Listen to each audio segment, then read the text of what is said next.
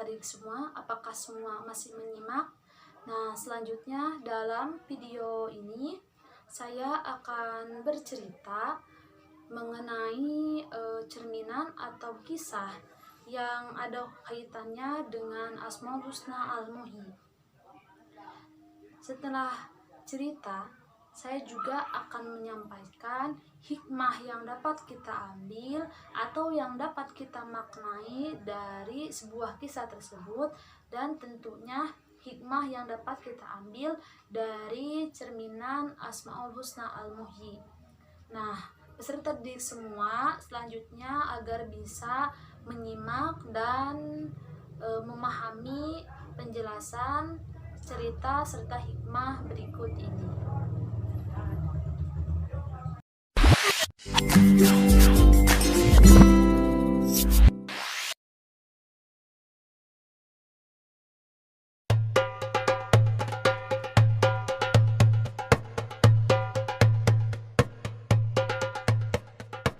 Setiap nabi dan rasul diberi mukjizat yang berbeda oleh Allah Subhanahu wa taala. Mukjizat adalah kejadian luar biasa untuk membuktikan kenabian dan kerasulan. Mukjizat yang diperlihatkan nabi dan rasul disesuaikan dengan kondisi umat pada zamannya. Pada masa Nabi Isa, kaum Bani Israel adalah orang-orang yang sombong. Segalanya dinilai dengan uang, emas, dan hanya memperdulikan urusan dunia. Nabi Isa mendapat tugas untuk berdakwah kepada umatnya yang senang membantah. Karena itu, ia diberi beragam mukjizat dan keistimewaan oleh Allah Subhanahu wa taala untuk mendukung dakwahnya. Mukjizat yang paling awal terjadi ketika ia masih bayi. Saat itu, ia sudah bisa berbicara secara lancar dengan manusia dewasa. Ia menjawab pertanyaan-pertanyaan dari warga sekitar. Hal tersebut terkait dengan tuduhan kepada ibunya, yaitu Siti Maryam. Mereka menuduh ibu Nabi Isa seorang wanita murahan karena tidak pernah menikah, tetapi bisa hamil dan melahirkan seorang bayi. Dengan tegas, Nabi Isa menyatakan bahwa ibunya tidak pernah bersalah. Ibunya termasuk perempuan yang baik, soleh, suci, dan berasal dari keturunan yang terpandang yang diberkahi Allah Subhanahu wa taala. Ketika sudah dewasa, kaum Nabi Isa yang pandai berdebat sangat mengingkari adanya ruh dan hari kebangkitan. Oleh karena itu, mereka meminta Nabi Isa untuk menghidupkan orang yang sudah lama mati. Nabi Isa lalu menyanggupinya.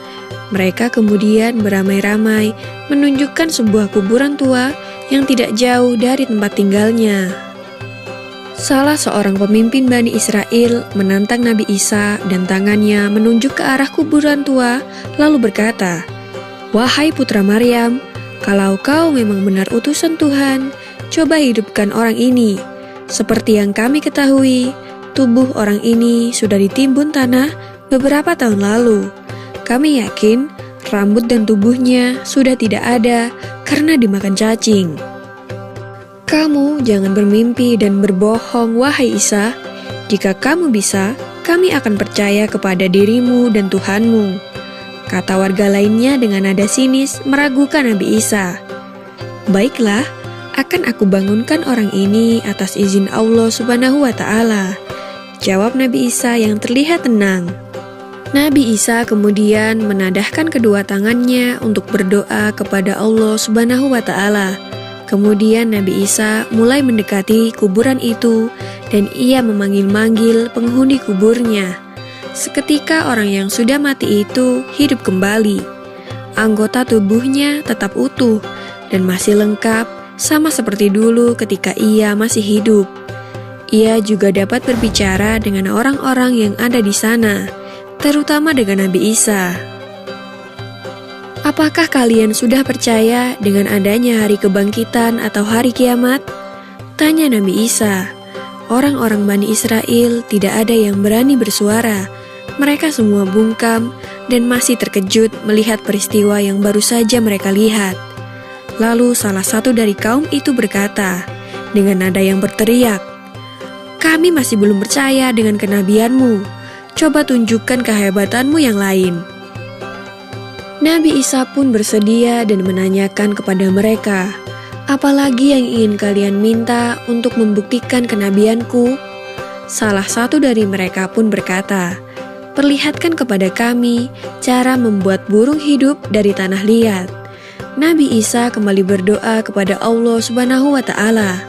Selang beberapa menit, ia mengambil tanah liat yang ada di sekitarnya. Tanah itu dibentuk seperti burung, lalu ditiup, dan jadilah burung yang bebas terbang ke sana kemari. Ini merupakan bukti jika ruh itu ada pada setiap makhluk hidup. Sudahkah ini menunjukkan bahwa Allah Subhanahu wa Ta'ala Maha Kuasa? Ucap Nabi Isa, "Kami masih belum percaya kepadamu. Itu semua hanya permainan sihirmu.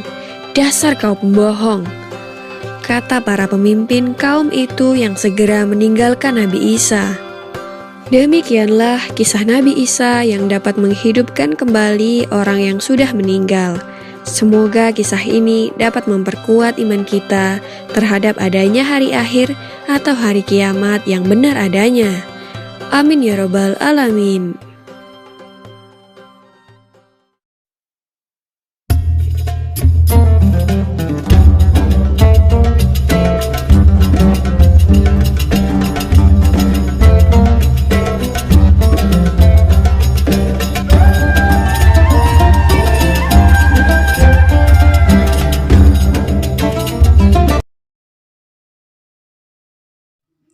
Baik, setelah melihat cerita atau kisah tadi, nah adapun hikmah yang dapat kita ambil dari cerminan Asmaul Husna Al-Muhyi itu sendiri, yang pertama itu adalah tujuan hidup adalah untuk mencapai ridho Allah dengan meluruskan niat. Yang kedua, tugas hidup adalah beribadah dan memakmurkan bumi. Yang ketiga, alat hidup adalah seluruh anugerah yang telah diterima. Yang keempat, teladan hidup yaitu Nabi Muhammad SAW. Baik peserta didik semua, itu tadi sudah saya jelaskan atau sudah saya ceritakan kisah mengenai cerminan dari Asmaul Husna Al-Muhyi, dan saya juga tadi telah menjelaskan hikmah yang dapat kita ambil. Apa sajakah hikmah yang dapat kita ambil atau yang tertanam dalam cerminan Asmaul Husna Al-Muhyi? Ini menjadi satu bukti kebesaran Allah dalam Asmaul Husna Al-Muhyi, yaitu yang maha menghidupkan. Selanjutnya kita beralih ke video yang kelima.